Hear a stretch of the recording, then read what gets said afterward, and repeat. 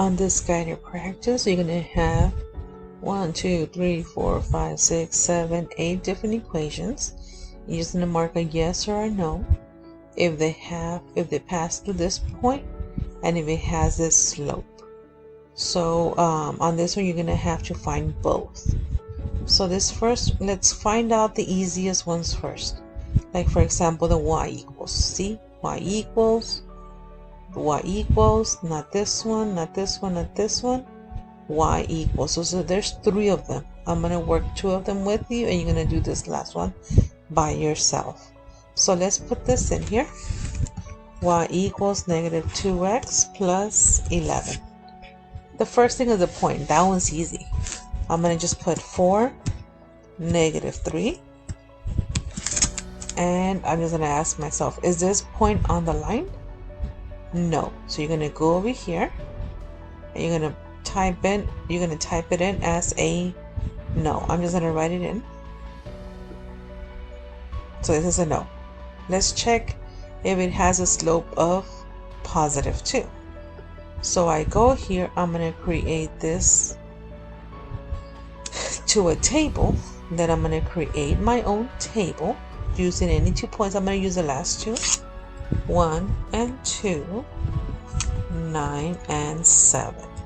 After I do this, I go here and I'm going to put y1 squiggly mx1 plus b, and I check what my slope is right here on the bottom, and it's a negative 2. It is not a positive 2, so this is also a no. So we have the first y equals. Let me delete all this junk. Let's go on to the next y equals, which is right here. Y equals 4 parentheses x minus 7 parentheses. And I'm going to ask the decimals if this point lies on the line. So we have negative 3 and 2. Oops, not equals, negative 3. And I'm just going to label it. See how this point is not on the line? So this one, it is as well a no. Now I'm going to check the slope. So what I do, I convert this to a table. I create my own table. I'm going to use the last 2 points, 1 and 2. And negative 24, negative 20. And then I go right here at the bottom. Y1 squiggly mx1 plus b. And I go all the way down to my slope. My slope is 4. My slope is 4, so this one, it is a yes. So you are going to try this one by yourself to see if you got the hang of it. Now let me delete all this and let's go to the other easiest ones, which is this one right here. This one does not have an x right here on the side, so this is the way that I tackle these.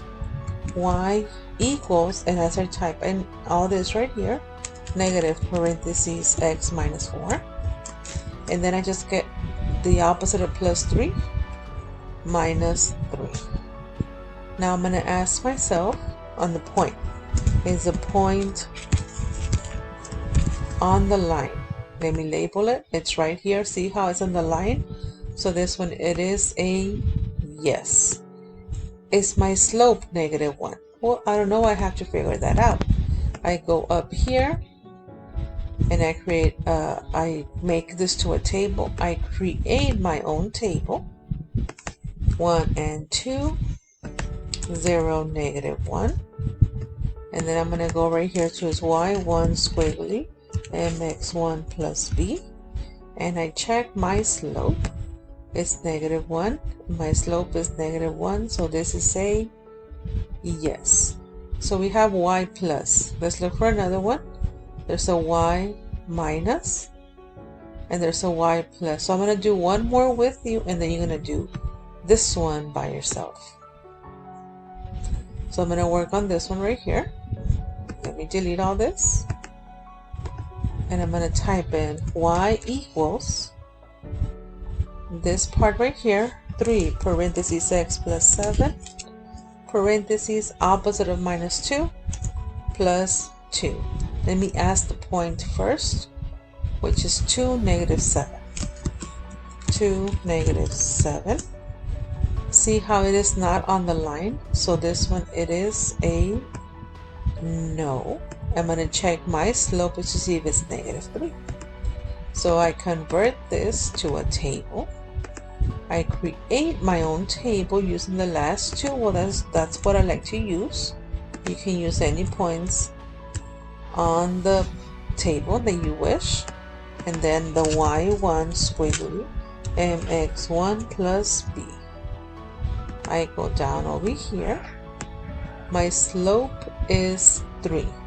And it's asking right here if the slope is negative 3. It is not negative 3. So it is a no, it's a positive 3. So you do this one right here. So what do we have left? We have this one and this one. So I'm going to do one of them and you're going to do the other one by yourselves. So these are the 3 that you're going to do by yourselves. Let me work on one that is similar to that one that you're going to work on. So in this one we have the x and the y on the left. If we type it in, equals to 6, it's going to give us an exclamation mark, meaning that you have to solve for y. Why do I do y equals divide? Because the x and the y are on the left side. I start off with this lonely number. Opposite of positive 3, minus 3x. Divide by the number in front of the y, which is a positive 3.